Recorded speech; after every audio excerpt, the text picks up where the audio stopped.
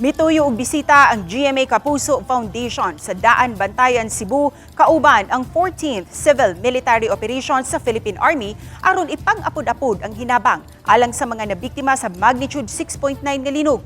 Miabot sa 950 ka mga food packs ang naapod-apod sa 950 ka mga apektadong pamilya. Lakip usab sa mga mitabang mao ang mga magtutudlo sa Bantayan National High School ug mga volunteer students. Padayong gihapong mudawat ug mga hinabang ang GMA Kapuso Foundation aron mahatagan ang mga lugar nga wala pa maadto sa mga volunteers. Lakip sa mga gikinahanglan sa mga apektadong pamilya ang pagkaon, gamit sa balay ug hygiene kits.